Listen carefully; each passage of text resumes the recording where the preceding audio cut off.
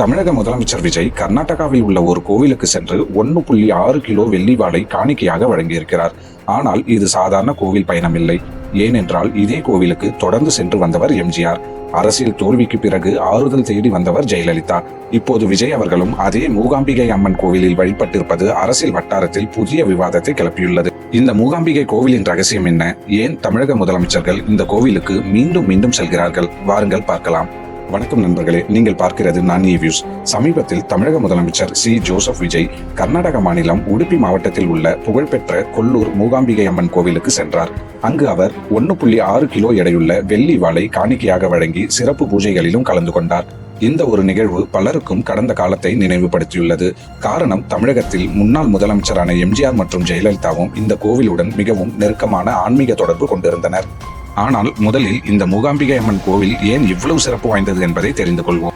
கர்நாடகாவின் மேற்கு தொடர்ச்சி மலைகளுக்கு நடுவே அமைந்துள்ள இந்த கோவில் இந்தியாவின் மிகவும் சக்தி வாய்ந்த அம்மன் கோவில்களில் ஒன்றாக கருதப்படுகிறது.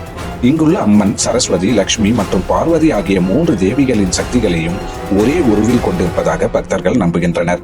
புராண கதைகளின்படி மூகாசுரன் என்ற அரக்கனை அழித்ததால் அம்மனுக்கு மூகாம்பிகை என்ற பெயர் ஏற்பட்டதாக கூறப்படுகிறது. மேலும் இந்த கோவிலுடன் ஆதி சங்கராச்சாரியாருக்கும் ஆழமான தொடர்பு உள்ளது. இவர் இங்கு தவம் செய்து அம்மனின் அருளை பெற்றதாகவும் நம்பப்படுகிறது.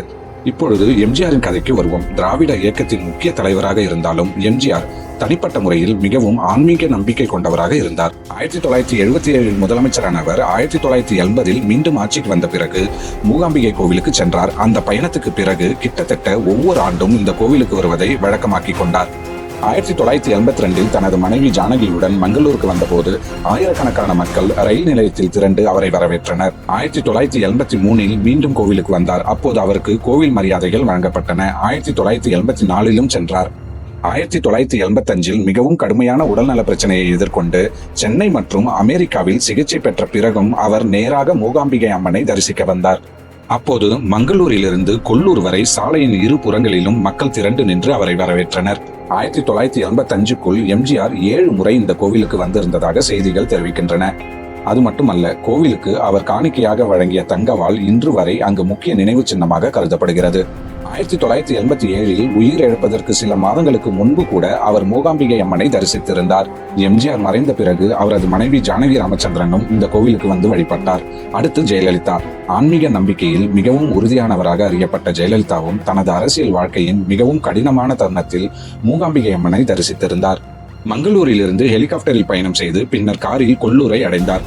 கோவில் பூசாரிகள் அவரை பூர்ண கும்ப மரியாதையுடன் வரவேற்றனர். அவர் மங்களாரத்தி, சண்டிகா ஹோமம், மகா மங்களாரத்தி உள்ளிட்ட பல முக்கிய பூஜைகளில் கலந்து கொண்டார். அதே நாளில் ஒரு சுவாரஸ்யமான சம்பவமும் நடந்தது. எம்ஜிஆர் கோவிலுக்கு வழங்கியிருந்த தங்கவாள் சிறப்பு பூஜையின் போது காட்சிக்காக வைக்கப்பட்டிருந்தது. மேலும் ஜெயலலிதா அன்னதானத்திற்காக 30,000 ரூபாய் நன்கொடை வழங்கினார். அதோடு சென்னை, கோயம்புத்தூர் மற்றும் சேலத்திலிருந்து கொல்லூருக்கு தினசரி அரசு பேருந்து சேவை இயக்க வேண்டும் என்று அதிகாரிகளுக்கு உத்தரவிட்டதாக கூறப்படுகிறது. இப்போது பல ஆண்டுகளுக்கு பிறகு தமிழக முதலமைச்சர் விஜயும் அதே மூகாம்பிகை அம்மன் கோவிலுக்கு சென்று வழிபட்டுள்ளார். எம்ஜிஆர் தொடர்ந்து சென்ற கோவில், ஜெயலலிதா முக்கியமான அரசியல் தருணத்தில் சென்ற கோவில். இப்போது விஜய் அவர்களும் வெள்ளி வாளை காணிக்கையாக வழங்கி வழிபட்டிருப்பது அரசியல் மற்றும் ஆன்மீக வட்டாரங்களில் பெரும் கவனத்தை ஈர்த்துள்ளது. இது வெறும் கோவில் தரிசனமா அல்லது தமிழக அரசியலில் பல தலைமுறைகளாக தொடரும் ஒரு பாரம்பரியமா? அதை முடிவு செய்வது உங்கள் பார்வை. இப்போது விஜய் அவர்களும் வெள்ளி வாளை காணிக்கையாக வழங்கி வழிபட்டிருப்பது அரசியல் மற்றும் ஆன்மீக வட்டாரங்களில் பெரும் கவனத்தை ஈர்த்துள்ளது. இது வெறும் கோவில் தரிசனமா அல்லது தமிழக அரசியலில் பல தலைமுறைகளாக தொடரும் ஒரு பாரம்பரியமா? அதை முடிவு செய்வது உங்கள் பார்வை. இந்த தகவல் உங்களுக்கு பயனுள்ளதாக இருந்தால் வீடியோவை லைக் செய்யுங்கள். உங்கள் கருத்தை கமெண்டில் பதிவு செய்யுங்கள். நன்றி, வணக்கம்.